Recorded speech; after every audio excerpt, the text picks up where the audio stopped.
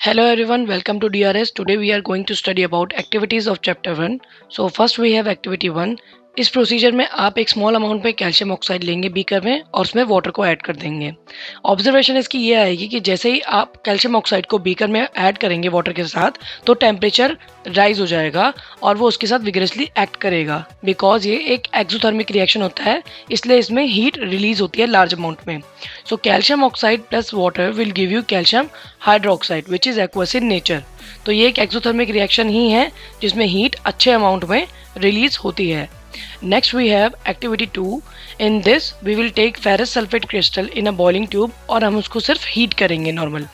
जब हम उसको हीट करेंगे तो हम देखते हैं कि फेरस सल्फेट क्रिस्टल जैसे ही हीट होते हैं वो अपना कलर चेंज कर देते हैं और वो दो गैसेस भी रिलीज करते हैं जिसका नाम होता है sulphur dioxide and sulphur trioxide. इन दोनों की स्मेल जो होती है बहुत ही पंजेंट होती है, तो आप पंजेंट स्मेल से पहचान सकते हैं कि sulphur dioxide and trioxide release हुआ है। और वैसे भी आप देखेंगे फेरस सल्फेट में सल्फेट है तो ब्रेक डाउन होगा तो गैसेस सल्फर डाइऑक्साइड और ट्राइऑक्साइड ही निकलेंगी और आपके पास फेरिक ऑक्साइड भी रिलीज हो जाएगा इसमें। Next we have activity 3। Activity 3 में आप लेड नाइट्रेट को लेंगे बॉइलिंग ट्यूब में और उसको हीट करेंगे। इसमें आप देखेंगे कि ब्राउन फ्यूम्स निकलना स्टार्ट होगी which can be observed on the cotton bird. जैसे ही आप देखेंगे कि ब्राउन फ्यूम्स है वो कंफर्म करेंगे कि ये जो गैस है ब्राउन कलर किसके होता है, नाइट्रोजन डाइऑक्साइड का होता है।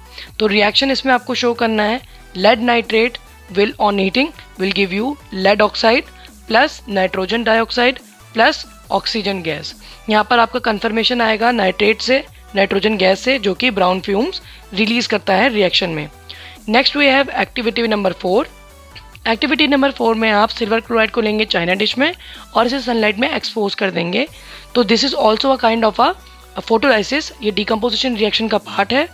इसमें जो सिल्वर क्लोराइड है वो आपका होता है वाइट कलर का। जब आप उसे एक्सपोज करते हैं सनलाइट में तो it will turn into grey colour. तो ये सनलाइट में एक्सपोज होते ही Ag और Cl मतलब सिल्वर और क्लोराइड में ब्रेक डाउन हो जाता है क्योंकि ये डिकम्पोजिशन रिएक्शन का टाइप है। प्लस ये ब्लैक एंड वाइट फोटोग्राफी में भी ये रिएक्शन यूज होता है। Next we have activity number 5।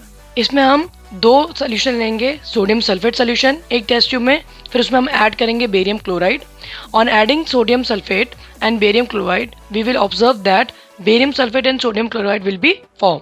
अब यहाँ पर क्योंकि ये डबल डिस्प्लेसमेंट रिएक्शन है, दोनों आयन एक दूसरे को एक्सचेंज कर देंगे, दो न्यू प्रोडक्ट बनते हैं बेरियम सल्फेट और सोडियम क्लोराइड। यहाँ पर बेरियम सल्फेट के बनने से एक वाइट प्रेसिपिटेट फॉर्म होता है क्योंकि बेरियम और सल्फेट का रिएक्शन हुआ और वो वाइट प्रेसिपिटेट फॉर्म हुआ, इसलिए प्रेसिपिटेशन रिएक्शन भी कहलाता है। Next activity is activity 6। इसमें हम कॉपर पाउडर जो कि ब्राउन कलर का है उसे हम चाइना डिश में लेंगे। चाइना डिश को हम हीट करेंगे। हीट करने पर हम ऑब्जर्व करते हैं कि जो ब्राउन कलर होगा कॉपर का वो चेंज हो जाएगा ब्लैक में। क्योंकि ये ब्लैक कलर क्यों आएगा? Due to the formation of the copper oxide.